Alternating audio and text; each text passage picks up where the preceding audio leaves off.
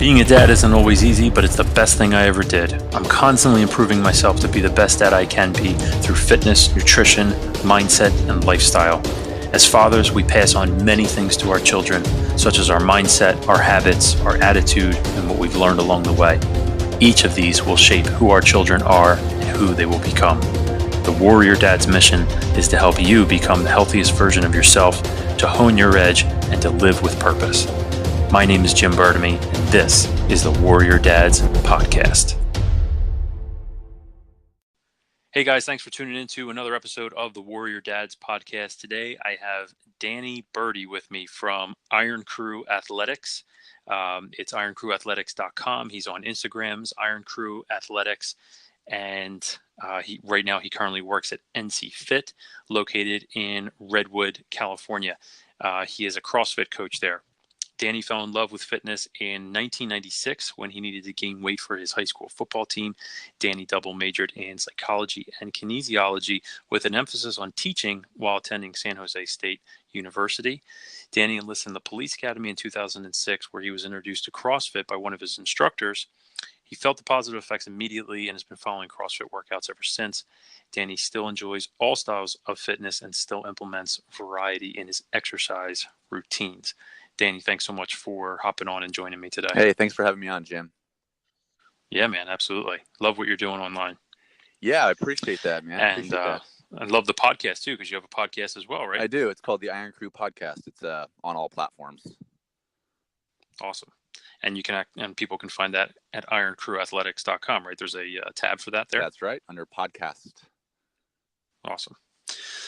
All right, well, so today we are going to be talking about a couple of different things. When I asked you, what are some of the things, what are the topics you want to hit on? I really liked the topics. So we're talking about, so even though you're a CrossFit coach, we're actually going to be getting into some parenting stuff, which is really, really cool. So, but we're going to be talking about living a pain-free life for your children, right? And then raising our children to feel validated and heard. So I really like the subcategory that you kind of involved with that, which we'll definitely get into, but I really am looking forward to that part of the conversation. So you just want to dive right in? Yeah, let's do it. I mean, I think just following up on that, it seems for me when you just gave that intro, sometimes I forget what my background is. And and when you said double majored in kinesiology and psychology, they just go hand in hand, that mind-body experience or that mind-body connection.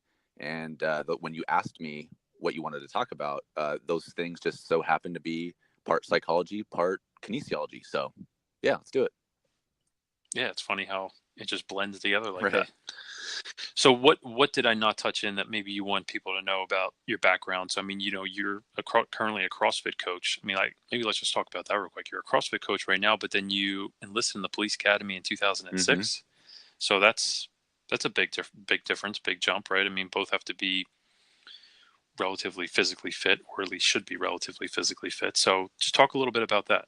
Yeah. So when I graduated college, it's like kick you out into the real world, right? And you just have to pay the bills and you start a family and you want to do something that entices you and is something that you, want to be doing. And I always wanted to be a cop growing up, and my dad was a police officer, and I just thought that it would be a good fit. So I enlisted in the police academy and got a job and worked for just over 10 years between two different agencies out here in the Bay Area, California.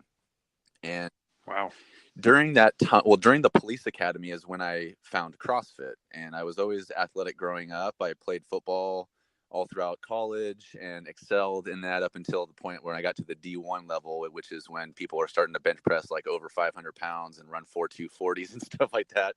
And that's when that separation happens. But what I found during my football training was, and I think this kind of goes hand in hand with my ability on the field and my ability in the weight room and in the gym, was I started to realize that I enjoyed training for football more than I actually enjoyed playing football. And I started to fall in love with the power cleans and the heavy lifting and the sprints and the tire flips and all that stuff. So when I stopped playing football, I had that longing for competition and that longing for fitness when it comes to like resistance training and sprinting and high intensity and functional style movements. So when I was in the police academy, like you said, one of the instructors brought up CrossFit. And this was back in 2006 when CrossFit was relatively new. And he plays this video in between one of our classes, and I just immediately was just kind of captivated by it. So I looked it up, and my partner and I, who I went to the police academy with, we did a workout called Cindy. It's 20 minutes, as many rounds as you can, of 5 pull-ups, 10 push-ups, and 15 air squats. And it was one of those things where it just hit you hard. I don't know if you've ever done CrossFit before, if you've ever done that specific workout, but it catches up with you really quickly. And I was sore for days on end, and it just kind of seemed to make sense to me. So that's where I fell in love with CrossFit, was during the police academy, and just haven't done anything else really since. Nice. So you still do? How often do you still do the Cindy? Cindy Geez. Or yeah, Sydney? Cindy. Cindy's a benchmark workout. It's a workout that it's kind of like a test retest workout where you should only do it like a couple times a year, and because if you do it more than that, then all you're really doing is getting better at that specific workout. And that's kind of the opposite of what CrossFit is about. You're supposed to be combining multiple modalities of movement all under one roof, with the intent that you're going to be above average at everything, but not great at anything. So gosh, Cindy, I don't know when the last time I did Cindy, but I think I'm like over 20 rounds, which is 1 round every minute. Probably Wow. a couple of years ago. Okay. And I'm assuming that's pretty good, right? The 20. I've never done it. Yeah, Just so it's I would say it's like above average. It's not excellent, but it's not poor. Okay. Awesome. So no, go ahead. So you started CrossFit, Mm-hmm. right? And now you're continuing this, and you're working at NC Fit, which I guess is all mainly CrossFit stuff, right? Yeah, it is a CrossFit gym. It's a CrossFit affiliate. It's formerly NorCal CrossFit. For anybody listening who's in the CrossFit space or knows CrossFit, most people will recognize the name NorCal CrossFit because the owner is Jason Khalipa. And Jason Khalipa won the CrossFit Games back in 2008. And even after that was a high-level competitor. So he's kind of a household name in the CrossFit world. Mm-hmm. But recently, last couple of years or 2 years ago, he rebranded it from NorCal CrossFit to NC Fit. Oh, so okay. Although it doesn't have the name CrossFit in it, it's still a CrossFit affiliate. Right. Gotcha. Mm-hmm. And from a really well-accredited person in the CrossFit community too. So it's not really like a discredited place. Absolutely. Like I said, if anybody's listening who is in the CrossFit space, they probably will know that name. Awesome. So, and you're also a dad, right? I am. I have 2 kids, a boy and a girl. And they keep me busy. My daughter, Audrey, is 10. My son, Braylon, is 18 months behind, so he's 8.5. Yeah, nice. Fun ages. They still love you. They still aren't embarrassed to have you around, but they're also kind of self-sufficient, like that you don't need to wipe their butt. Yeah, we have my boy's 6, and he still loves having us around, and hopefully that'll never change. I can actually remember, always wanting to, hang out with my dad or go to the movies with my dad, even with some of my friends, and he was always kind of able to hang out with us, and it was never a problem. You know what I mean? So I don't know. I just kind of always see how I was, and hopefully it's somewhat similar, but yeah, absolutely. It's kind of not putting that expectation, because even though he is from me, he's still his own person and different, right? So, but I think it's part of the relationship though too. I think all that has to do with, respect and how you guys interact together and all that kind of stuff. Yeah, absolutely. And just the fact that you're even aware of something like that as a father means that you're probably doing a pretty good job of being mindful to his needs as his own individual person. Yeah, because actually that kind of ties in somewhat slightly about, actually kind of ties into the later part of the conversation. So we'll actually get into that. But the segue that I wanted to use for what you were just saying is like, it's a fun age.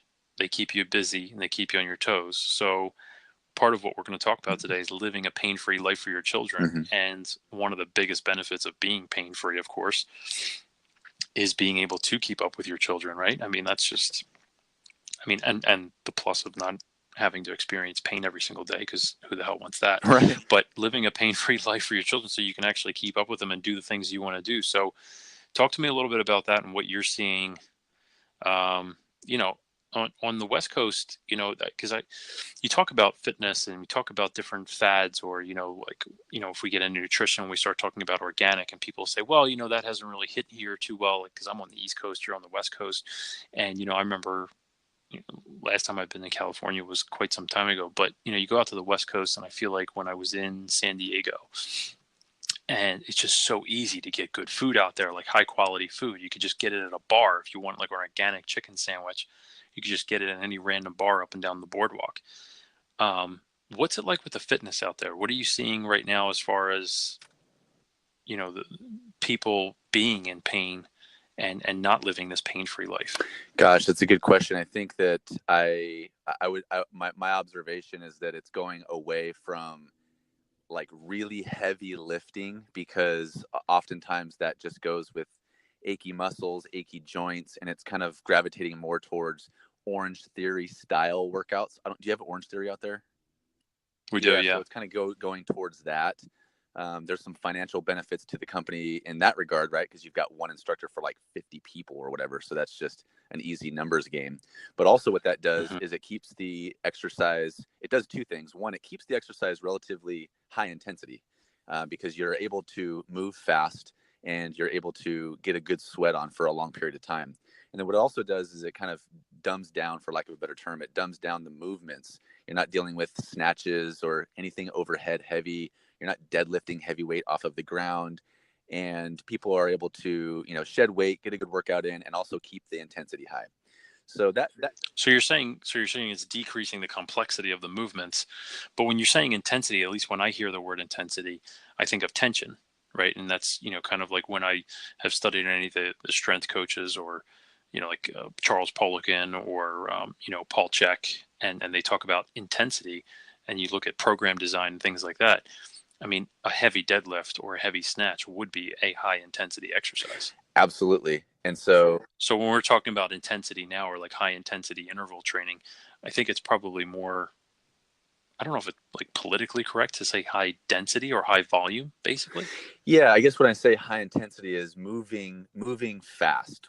If you can do something that moves your body through space or an object through space in a relatively quick amount of time, and you can do that with minimal risk, those are the movements that I'm talking about. I'm talking about like burpees, for example, or just a Right. basic air Box squat, jumps. a box jump, a push up, maybe like rowing intervals or ski erg intervals, or assault bike or cycling intervals, where the risk of injury is relatively low, and you can move hard and fast and keep the heart rate intensity high.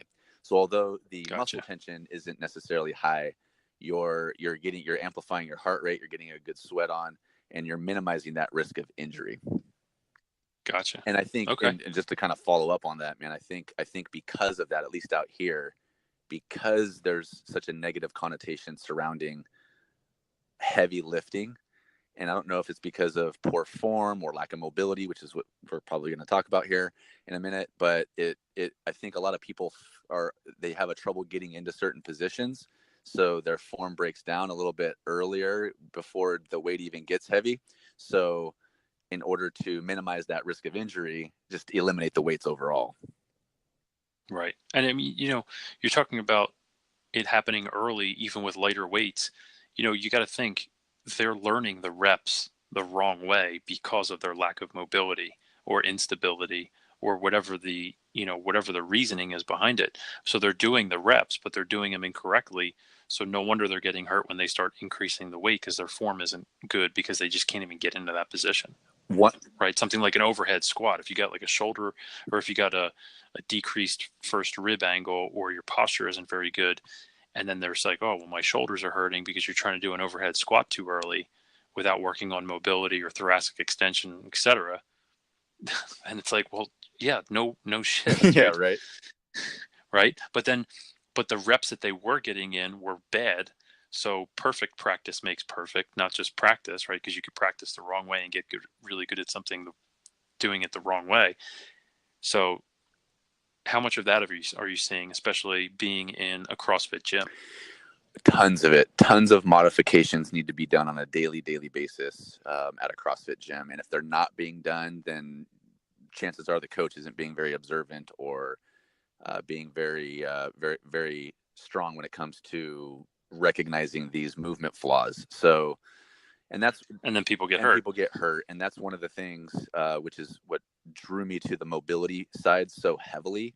Was not only did I start to get tight and I start to break down my form a little bit because of my own mobility restrictions. I saw it every Hmm. day in the CrossFit gym. But I think also just kind of going back to what you were saying about people needing to dial back the weight to focus on form and technique, people are just not patient enough when it comes to that, right? Because you're asking them to, let's say their deadlift is 200 pounds and they're accustomed to deadlifting 200 pounds. They're making all of these, they're having such poor movement pattern in order to accommodate that heavy load that eventually their body is going to get injured. And as you, as their coach or their instructor, see that and you say, hey, you should dial it down a little bit, take 100 pounds off and work on technique. Well, now in their mind, they've just gotten less fit. And it's either an ego thing or just a pride thing, but a lot of people fail to see that taking one step back is going to help them take two steps forward, and it just boils down to patience. And I think Yeah. what really people here at least are gravitating towards the lighter loads and the faster movement exercises is that they're feeling immediate quote unquote results, or they're feeling the immediate impact of what they just did. So if I ask you to do, a ton of burpees and a ton of running and a ton of box jumps, you're going to leave that day, in a pool of sweat, and you're going to think, man, I got a kick-ass workout. Where you can also get a kick-ass workout and not really break much of a sweat when it comes to like heavy lifting. Right. And I think as a coach too, being the coach for that person, we got to give, you know, I found this in myself before, more in my earlier years. Now it's just kind of like, dude, this is what you need, take it or leave it.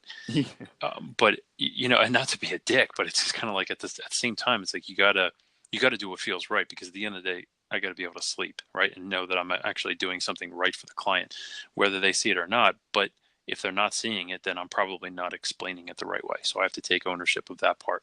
But it's giving them what they need and explaining it in a way that they understand that, okay, this is what I need to focus on. And maybe it's even a case of humbling them. Okay, try the deadlift my way and see if you can still lift the same amount of weight without jerking it up there, or without lifting your butt up first and then just pulling with your low back. And if they see that they can't do it, then they have to be open to the fact that what they're doing isn't working. Right. Right. So it's like we have to give people really what they need to hear and what they need to focus on, and just let them know, it's like, look, I just don't want you to get hurt. This is in your best interest. Like, it doesn't affect me at all. I'm just trying to help you. I'm here in service to you. So I think that's really important. But if it's sweat that the person's after, I think you can have the best of both worlds. Focus on the technique, and then just have them do burpees for 5 minutes or Yeah, something right. like that. What I mean? Like, okay, now we're going to set the timer and you're just going to do burpees for 5 minutes, and you want to sweat. All right, there you go. You're happy.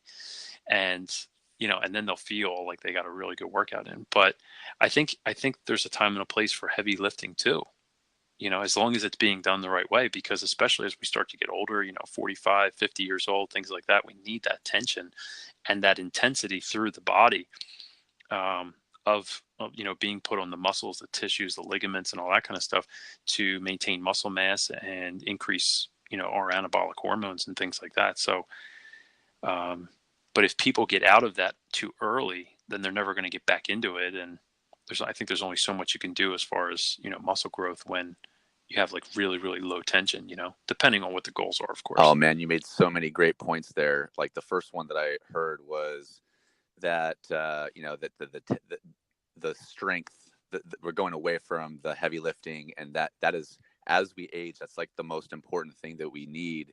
And the way that I like to think of it, and the way that I explain this to clients, so I just got my CrossFit Level 2 certification a few weeks back. And one of the things that they really, really hammered home in this certification was the lack of heavy lifting in today's CrossFit world, because we've gotten away Mm-hmm. from that. People just want to break a sweat. And so the way that I look at it is, as you age, let's just picture your 85-year-old grandpa or grandma, right? And they're hunched over and they're walking and they trip on a curb. And what happens? It's like it almost happens in slow freaking motion. They trip and they slowly fall. They just roll onto their side and they break something, right? They break a hip, they break a wrist, they break a forearm bone. And what it boils down to is they've lost that fast twitch muscle fiber. And so instead of, as they trip over the step, they catch themselves on their feet, or worst case scenario, they catch themselves on their hands using those fast twitch muscle fibers. They don't have that ability to go into that mode because they haven't been using those fast twitch muscle fibers in the gym or anywhere. And so it all just happens in slow motion. They don't even have time to react. So as we age, Mm-hmm. man, I'm telling you, that's like the number one thing that older people need is strength work. Yeah, because it's strengthening the bones. I mean, when you're putting muscle tension on the muscles, the ligaments and the tendons, all that connects to the bone. And when you're putting the stress on the muscles, it's putting the stress on the bone, so it's getting the bone stronger.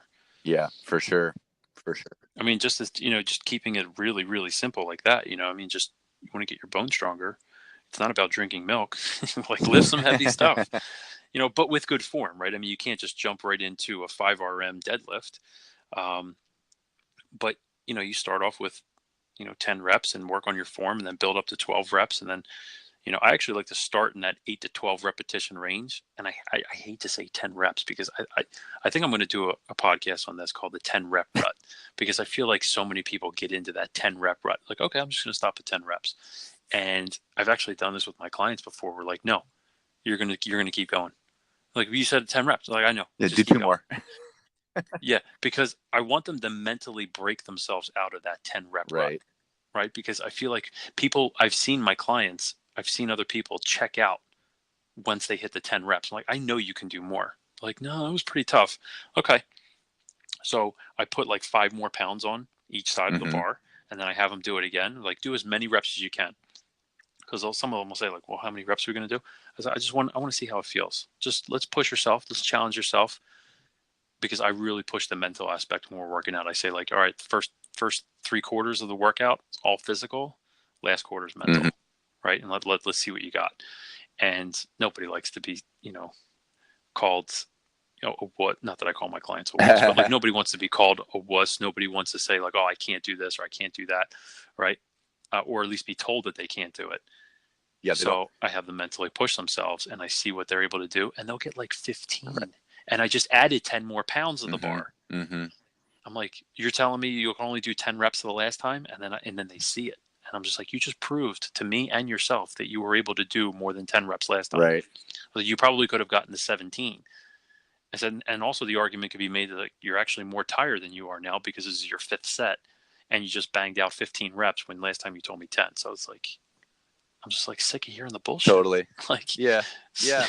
don't piss down my back. Tell me it's raining. Yeah, absolutely. You know? Yeah, that perceived effort thing is definitely real. And I think that, it also goes down to, if you're doing like a one-on-one, or even if you're building relationships with your clients, it boils down to building that trusting relationship with somebody. This happens all the time, where somebody will pull me aside and say, hey, what do you think I should do here? What weight do you think I should do? It's because we've built that trust over time, that they know that if I'm asking them. This just happened today, actually. We were doing thrusters, and the guy was breaking it up into 2 sets. He was supposed to do 10 in a row without stopping, but he was breaking it up into 2 sets. And I noticed it, and I walked over and I was like, go for 10. And now he knows that I know him and I know his body and know what he was capable of. So because he trusted me, he knew that I was seeing something that maybe he wasn't feeling or seeing himself. So it kind of goes back to building that trusting relationship as well. But yeah, man, a lot of people struggle with that. They just don't believe in themselves, and they don't believe what they're capable of, or they just don't know. Yeah. Yeah. I mean, and showing them is such a good thing to do. I mean, it's such a gift to give somebody, that you can show them what they're actually capable of and help them, break out of that shell or overcome, that obstacle or, bust through that wall. Absolutely. Absolutely. That's awesome that you have that you build that trust. So, I mean, all of these concepts actually we can relate to living that pain-free life, right? Because we're talking about mobility and we're talking about strength training. And if we're keeping our bones strong and our muscles strong and our body healthy, then all of this is tying into living that pain-free life. But really, why though? Because I'm always constantly bringing my clients back to the why. Like, why are you here? Why are you doing the things that you're doing? Why are you choosing to take time out of your day to be here? What are you ultimately trying to accomplish? So, in your opinion and what you've seen, why do you think it's important to live a pain-free life for your children? Gosh, I think because we're not even just talking about just living a pain-free life. Now we're talking about it for your children, right? So there's a whole other part to that. Yeah, I think 100% in general, living a pain, we are all walking around in so much pain. If you reach a certain age, you start to realize that everything gets tight. You may have a previous injury that's affecting you in some way, shape, or form, whether it's a shoulder or a foot or whatever. We're constantly in some sort of inflamed state, whether we realize it or not. And the more closely we pay attention to our body, the more we'll realize that's true. And so much of just being kind of grumpy or walking around with, I don't want to say a chip on your shoulder, but just kind of like walking around feeling stressed and tensed is stemming from tight muscles and poor mobility and range of motion.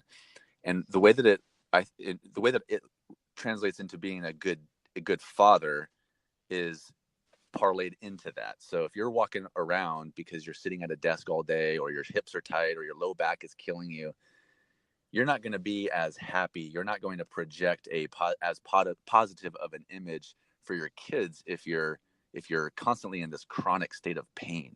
And so for me, the quickest way to rid somebody of that chronic pain is to loosen up their muscles, loosen up their joints, loosen up their ligaments. And there's an immediate effect. There's an immediate positive effect on deep tissue stretching, foam rolling, using other pieces of devices and equipment to help loosen up your joints. So I can't stress that enough when it comes to being a father, is being pain-free, using mobility to help you out with that has done wonders for my parenting skills. I didn't realize how bad my back was until I started to loosen up my hips and my glutes. And all of a sudden, I'm not in pain anymore. And now I'm able to listen to what my kid has to say. You know what I mean? So it's like, because I'm not constantly dealing with my own chronic pain. Right. Because it's draining. It's stressful. If you ever have to, very stressful. It's stressful. Yeah. But it's also draining, like energy wise too. Like if you just experience pain all day long, that's a lot on the body. I mean, like you're saying, it's stressful. It's stressful on the body. I mean, it could be stressful mentally, emotionally too, but that's draining a lot of energy out of you for your body to have to deal with that chronic pain day in and day out. Mm-hmm. And then the other thing. And how many people are you seeing that are living with pain, like that are coming into your CrossFit place or that you're just meeting on a daily basis? Like how many people would you say are in pain, like percentage wise? Well, gosh, I think that it's definitely an age related. Age is a huge factor in that one, right?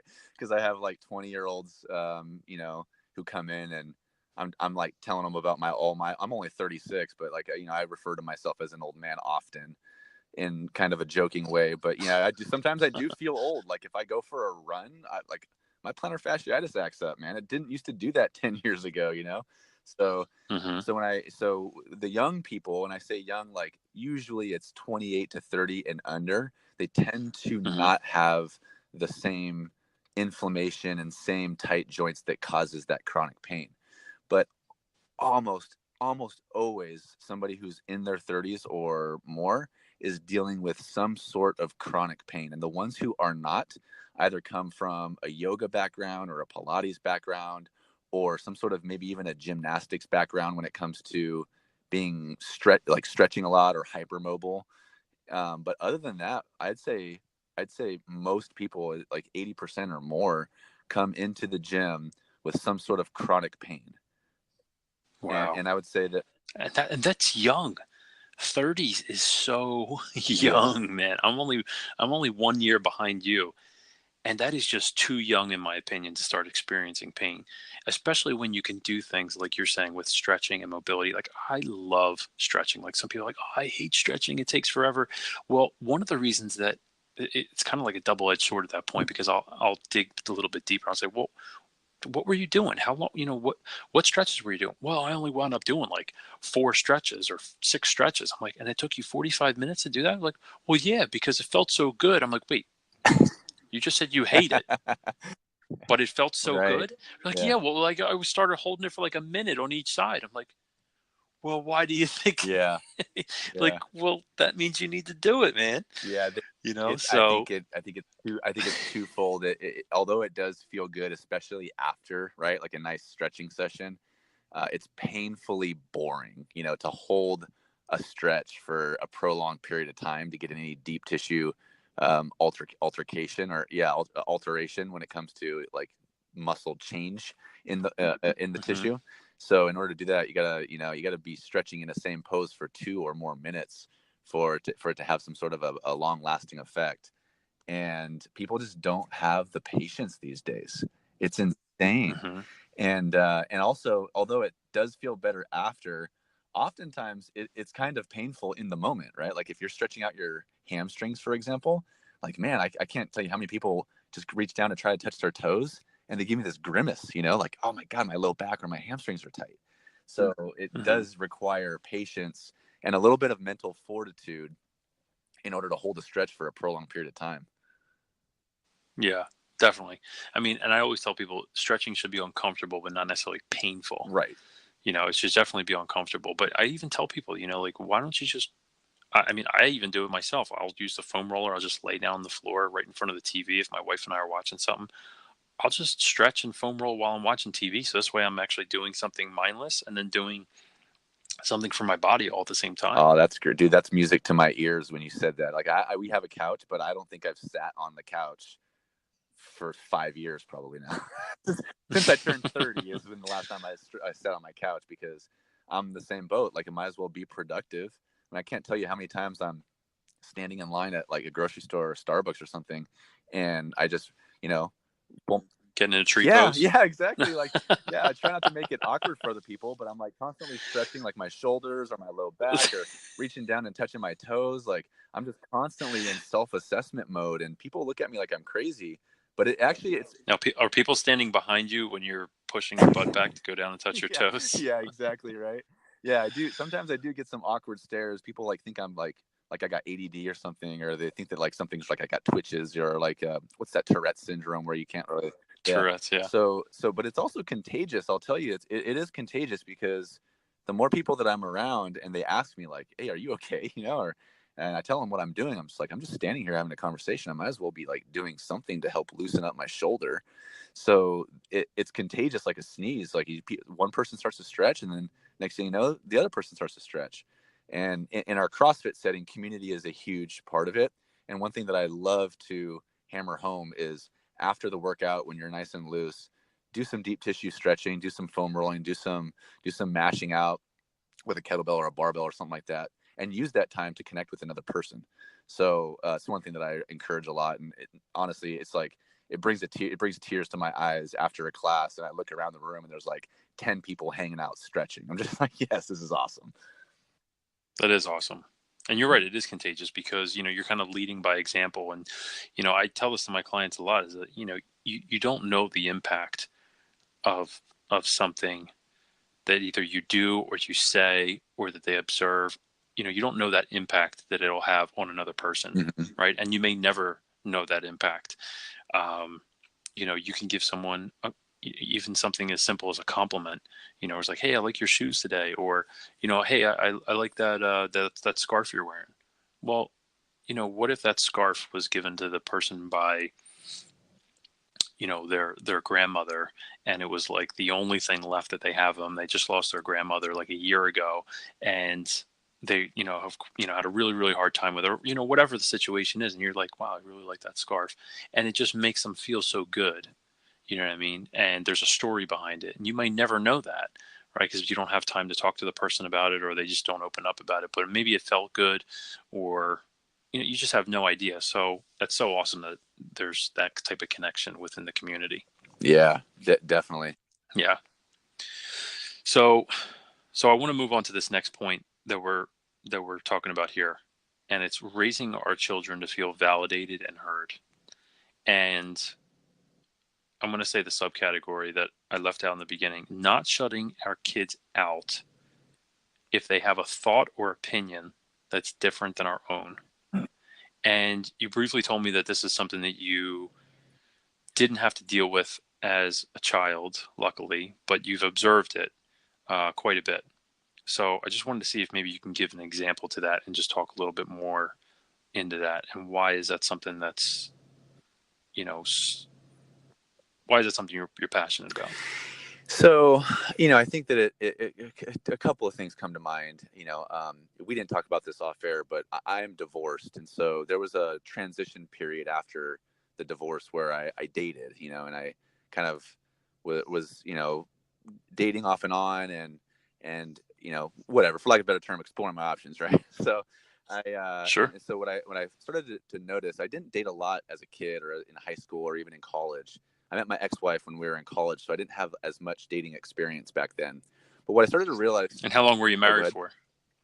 How long were you married for? 7 years. 7 years. To the To the ex-wife. To to the the ex, ex-wife. correct. Okay. And so getting back into the dating world was just an interesting thing for me because I hadn't really explored it in great length prior to settling down. And Mm-hmm.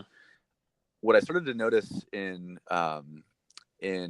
dating women was, you ask them like, hey, how is your relationship with your family, right? And not in everybody every woman that I dated, but in many of them it was, my dad and I butt heads, or my mom and I butt heads, or there's always some sort of like conflict between the daughter and the parent.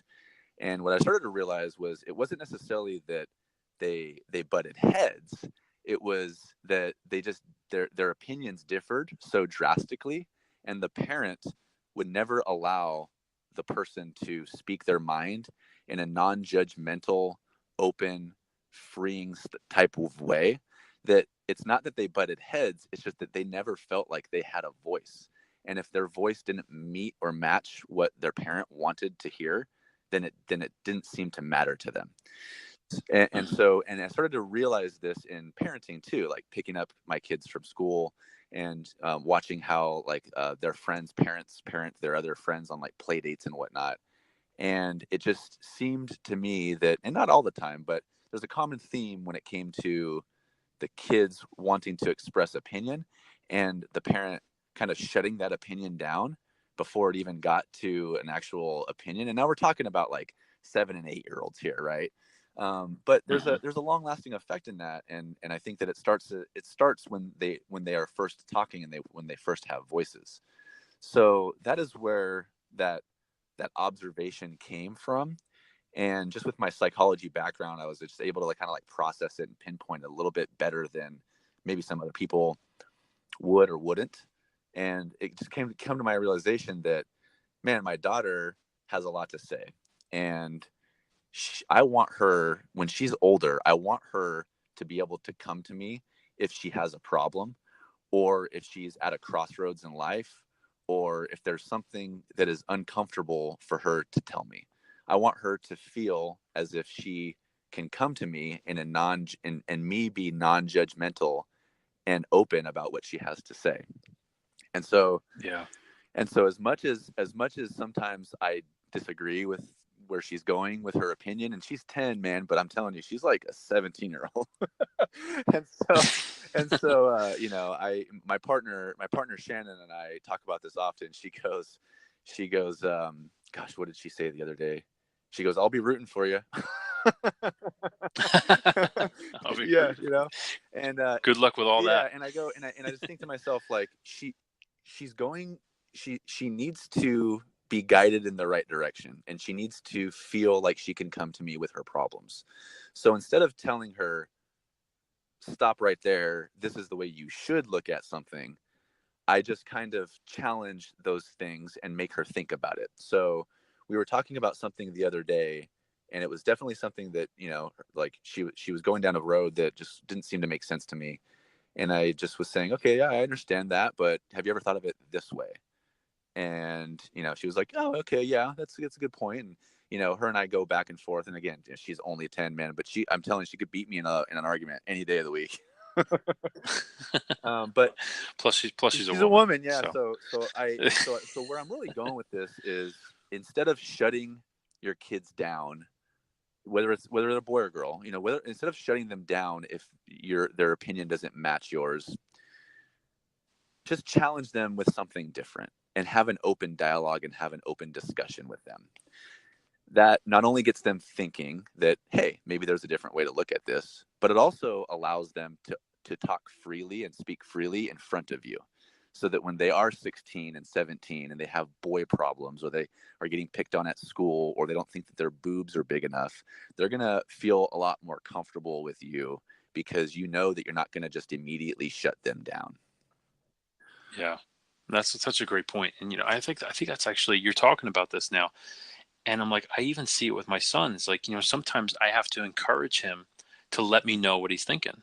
I'm just, people are going to be more vocal than others, but I encourage that of my son. It's like, hey, what do you think about this? Because sometimes I'll just see him like go along with it, and he'll think it's just because I want it, he's got to do it. And I'm like, no, no, no, no, no, no. Like, what do you want? And he's like, oh, well, I want to do this. I was like, all right, let's talk about it. Let's have a conversation. But I wonder if it's this thing that people get caught up with, and I guess maybe even adults get into this too, because, you see people that don't want to speak up when they're at the workplace because of their boss, right? So it's just like this hierarchy thing. So the kids know that we're the adults and we're the parents, and, they look up to us and maybe even think, well, I can't wait till I'm an adult and I could do whatever the hell I want, or say whatever I want, or something like that. Right. And so like, there's this hierarchy that they're looking at, and they think that they just kind of have to follow suit and go along with it, but I think it's definitely of how we approach parenting. I definitely don't agree with the side that says, like, you got to be a friend to your kid, right? Because I don't think that works. No. Trying to be your kid's friend definitely doesn't work, and I've seen people get just trampled on and taken advantage of that way. And you actually talk to the kid, or the young adult at that point, and they're just like, yeah, I just really want a dad. I just really want a mom. Like, I don't want a friend. Like, I don't want them to be my friend. You know what I mean? They actually almost want that structure and that discipline and stuff like that. They don't want to just have that, just chaos, basically. Because if there's no borders, that's just complete chaos. But yeah, I think that really has to be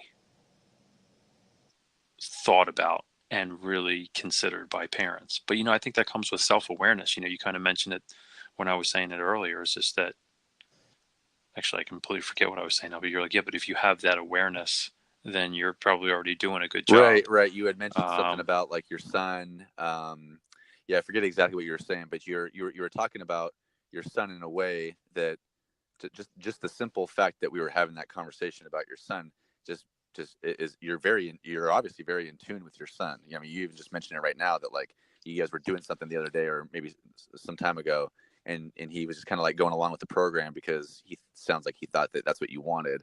And you're just like, well, wait, do you want to do this? Because I want to do what you want to do, right? Like, and he was just kind of going along with it because dad wanted to do it. Right. Yeah. I mean, I want him to have that confidence to speak up. It's like, yo, dude, come on. Like, if you don't like that, tell me. Let's have a conversation about it. Let's figure out a different alternative. Like, this isn't just about me. This is about what you want Yes. too.